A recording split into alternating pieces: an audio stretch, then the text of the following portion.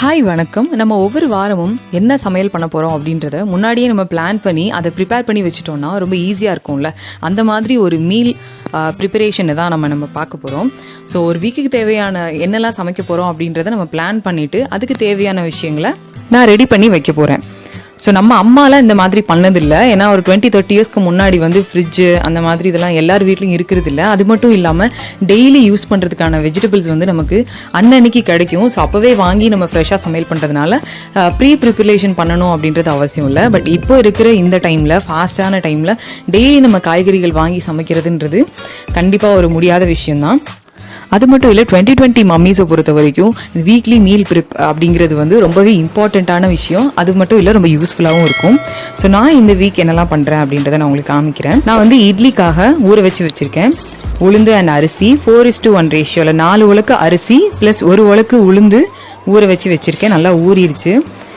First நான் உளுந்து அரைச்சிக்க போறேன். உளுந்து ஃபர்ஸ்ட் நம்ம அரைச்சோம்னா நல்லா பொங்கும். அரிசி அரைச்சப்புறமா மீதி அந்த மாவு ஒட்டிட்டு இருக்கும்ல, ஸோ அது பொங்குறதை விட ஃபர்ஸ்டே நம்ம உளுந்து அரைச்சிட்டோம்னா நல்லா பொங்குறதுக்கு வாய்ப்பு இருக்கு. இது டிப் நம்பர் 1. இன்னொரு டிப் என்ன அப்படின்னா, நம்ம உளுந்து அரைச்சிட்டு அரிசி அரைக்கும் போது, லாஸ்ட் நம்ம அரிசி அரைக்கும் போது அந்த ட்ரம் இருக்குல்ல, நம்ம கிரைண்டரோட ட்ரம்மை வாஷ் பண்றது கொஞ்சம் ஈஸியா இருக்கும்.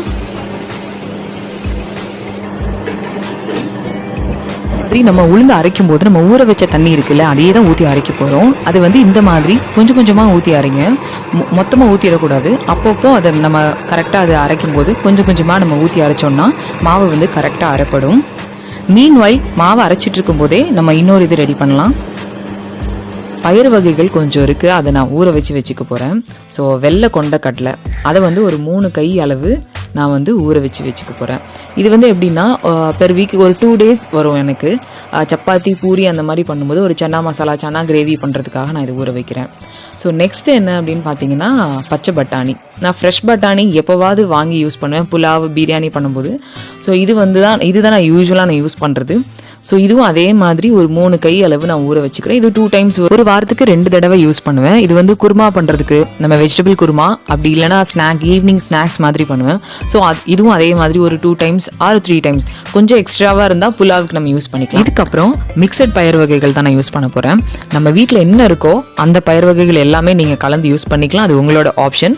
நான் இன்னைக்கு கருப்பு கொண்டக்கடலை, அப்புறமா வெள்ளை கொண்டக்கடலை, அப்புறம் தட்டைப்பயிறு, பாசி பயிறு, பச்சை பயிறு இருக்குல்ல, இந்த 4 பயிரையுமே கொஞ்சம் கொஞ்சம் நான் போட்டு நான் ஊற வைக்க போறேன். இது எதுக்காக அப்படின்னா, முளை கட்டி வைக்கிறதுக்காக. இது சாலட்ஸ் மாதிரி நம்ம வெயிட் லாஸ் நம்ம ட்ரை பண்ணிட்டு இருக்கோம் அப்படின்னா இதை நம்ம சாப்பிடலாம். மார்னிங் குழந்தைங்களுக்குமே கொடுக்கலாம். ஸோ முளை கட்டி பச்சையாக கொடுக்கக்கூடாது. குழந்தைங்களுக்கு நம்ம கொடுக்கும்போது அதை வேக வச்சு அதுக்கப்புறமா ஆனியன் போட்டு, சின்ன வெங்காயம் போட்டு நல்லா வதக்கி அந்த மாதிரி நம்ம கொடுக்கலாம். பெரியவங்க இதை பச்சையாக கூட எடுத்துக்கலாம். நல்ல முளை கட்டின பயிறு நல்லா ஊறினதுக்கு அப்புறம் தண்ணி எல்லாமே நல்லா வடிச்சு எடுத்துட்டு ஒரு ஏர் டைட் பாக்ஸ்ல போட்டு நம்ம ஃப்ரிட்ஜில் வச்சிடணும். 2 daysல இது முளை கட்டிரும். அதுக்கப்புறம் நம்ம அதை யூஸ் பண்ணிக்கலாம். 3 days முளை கட்டின பயிறுனா ரொம்பவே நல்லது. ஸோ இங்கே பாருங்க, மாவு நல்லா பொங்கிருச்சு. இப்போ இதை நான் வலிச்சு வச்சுக்க போறேன். நெக்ஸ்ட் என்ன அப்படின்னு பார்த்தீங்கன்னா, தக்காளி ஊறுகாய். இது நான் பண்ணியிருக்கேன் ஆல்ரெடி, உங்களுக்கு வீடியோவும் நான் போட்டிருக்கேன், லிங்க் நான் கொடுக்குறேன், பார்த்துக்கோங்க, டிஸ்கிரிப்ஷனில் இருக்கு. ஸோ தக்காளி ஊறுகாய் இது எனக்கு 15 to 20 days வரைக்கும் வரும். தக்காளி எனக்கு கொஞ்சம் ஃப்ரெஷ்ஷாக நல்ல பழங்கள் கிடச்சிது, அதனால நான் இது பண்ணணும்னு தோணுச்சு. ஸோ பண்ணேன். நீங்களும் ட்ரை பண்ணி பாருங்க, நிஜமாவே நல்லா இருக்கும். ட்ரை பண்ணி பார்த்துட்டு எப்படி இருந்ததுன்னு கமெண்ட் பண்ணுங்க. நெக்ஸ்ட் மாவு அரைஞ்சிட்டு இருக்குல்ல, ஸோ அதை போய் பார்க்கலாம். நான் ஆல்ரெடி உளுந்து நல்லா பொங்கிருச்சு. அரைஞ்சதுக்கு அப்புறமா அதை நான் எடுத்து வச்சுட்டேன். இப்போ அரிசி அரைக்க போறேன். அரிசி அரைக்கும் போதும் அதே மாதிரி தான், நம்ம ஊற வச்ச தண்ணி ஊற்றியே நம்ம அரைச்சிக்கலாம். தேவையான அளவு அரைச்சிக்கோங்க, ரொம்ப தண்ணியாகவும் ஆயிடக்கூடாது மாவு. ஸோ அளவான தண்ணி ஊற்றி மாவு அரைச்சிக்கலாம். இன்னொரு விஷயம் என்ன அப்படின்னா, எல்லாருமே வெந்தயம் சேர்ப்பாங்க. நிறைய பேர் இப்போ வெந்தயம் சேர்க்குறாங்க. ரொம்ப நல்லது உடம்புக்கு, ரொம்ப குளிர்ச்சியும் கூட.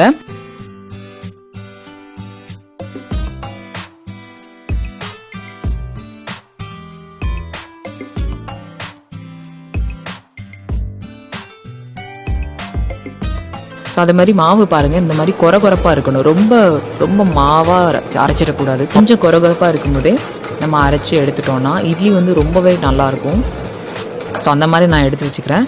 ஃபர்ஸ்ட் உளுந்து அரைச்சி வச்சுட்டோம், அதுக்கப்புறமா அரிசியும் ரெடி ஆயிடுச்சு. ஸோ அரிசியும் நான் எடுத்து வச்சுக்கிட்டேன். இப்போ நம்ம ரெண்டையுமே மிக்ஸ் பண்ணி உப்பு போட்டு அதை ஃபெர்மெண்டேஷன், புளிக்க வைக்கிறதுக்காக வைக்க போறேன். ஸோ இப்போ அரிசி மாவோட உளுந்து மாவை நம்ம கலக்க போகிறோம். கலந்து தேவையான அளவு கல் உப்பு போட்டுக்கோங்க. கல் உப்பு போட்டால் இன்னுமே நல்லாயிருக்கும். ஸோ ரெண்டையுமே மிக்ஸ் பண்ணி கை வச்சே பிசைஞ்சு வைங்க. அதாவது கை விட்டு பிசையணும் மாவு. இப்போ கரண்டி வச்சு நம்ம பண்ணுறதை விட கைட்டு பண்ணுங்க. எல்லாருக்குமே அவங்கவுங்க கைக்குன்னு ஒரு மனம் உண்டு. ஸோ தேவையான அளவு உப்பு போட்டு பிசைஞ்சு வச்சுக்கோங்க. அது மட்டும் இல்லை, நம்ம கைகளில் வந்து ஐம்பூதங்களோட சக்தி இருக்கு அப்படின்னு சொல்றாங்க. நம்ம அம்மா நம்மளோட ஆட்சியெல்லாம் செய்யும் போது இட்லியில் ஒரு டேஸ்ட் இருக்கும்ல, அந்த டேஸ்ட் நம்ம எந்த ஹோட்டலில் போய் சாப்பிட்டாலும் வராது. அதுக்கு இதுவும் ஒரு ரீசனாக இருக்கும்னு நான் நினைக்கிறேன். ஸோ அந்த மாதிரி நம்ம கை விட்டு இந்த மாதிரி நல்ல மாவை பிசைஞ்சு வச்சுக்கோங்க. அந்த உப்பு, உளுந்த மாவு, அரிசி எல்லாமே வந்து நல்லா பிளெண்ட் ஆகிற மாதிரி நல்லா பிசைஞ்சு வச்சுக்கோங்க. பிசைஞ்சிட்டிங்கன்னா இது நைட்டு நீங்கள் பண்ணீங்கன்னா ஓவர் நைட் இருந்ததுன்னா மாவு நல்லாவே புளிச்சிரும். கரெக்டான பதத்தில் காலையில் உங்களுக்கு ரெடி ஆயிரும். அப்படி இல்லைன்னா ஒரு 8 hours புளிக்க விட்டிங்கன்னா போதும், கரெக்டான இதில் வந்து மாவு ரெடி ஆயிரும். ஸோ இப்படி தான் நான் யூஸ்வலாக இட்லி மாவு ரெடி பண்ணுவேன். ஸோ நெக்ஸ்ட் வந்து இட்லி மாவு இப்போ ரெடி ஆயிடுச்சு. அதுக்கப்புறமா நம்ம ஊற வச்சு வச்சோம்ல அந்த பயிர், அந்த 3மே நம்ம மாவு அரைக்கிறதுக்குள்ள ஓரளவுக்கு ஊறிடுச்சு. ஸோ பாருங்க ஊறிட்டு இருக்கு. ஸோ நான் இதெல்லாம் யூஸ் பண்ணி நான் எப்படி இந்த வீக் நான் மீல்ஸ் எல்லாம் ரெடி பண்ணேன் அப்படின்றதையும் நான் வீடியோவில் ஆட் பண்ணியிருக்கேன். நீங்கள் பாருங்க next. So next day morning வந்து இட்லி மாவு நல்லா ரெடியாக இருந்தது. கரெக்டான பதத்தில் கரெக்டாக ரெடியாக இருந்துச்சு. ஸோ நான் அதை வந்து இட்லி ஊற்றி காமிக்கிறேன் உங்களுக்கு. இட்லி வந்து அவ்வளோ சாஃப்டாக சூப்பராக ரெடியாக இருந்துச்சு. ஸோ நீங்களே பாருங்கள், உங்களுக்கு பார்க்குறதுக்கு தெரியும், பட் டேஸ்ட் தெரியாது. நல்லா ஃப்ளஃபியாக சாஃப்டாக ரெடியாக இருந்துச்சு இட்லி.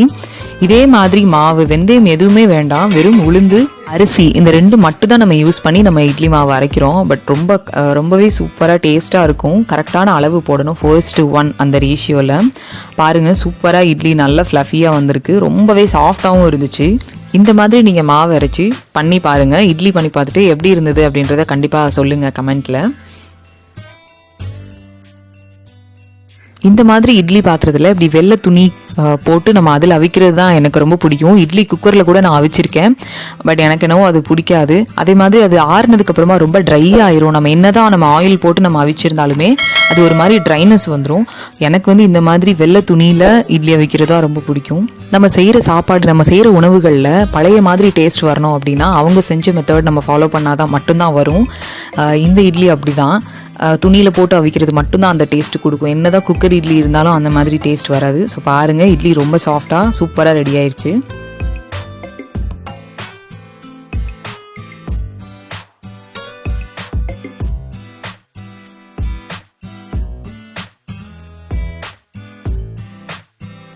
நெக்ஸ்ட் வந்து நான் ஊற வச்சேன்ல பட்டாணி, பச்சை பட்டாணி, அதை வச்சு நான் ஒரு ஸ்நாக் பண்ணேன், ஈவினிங் ஸ்நாக்கு. இது நான் ஆல்ரெடி இதுவும் தனியாக வீடியோ போட்டிருக்கேன், நீங்கள் பார்த்துக்கோங்க.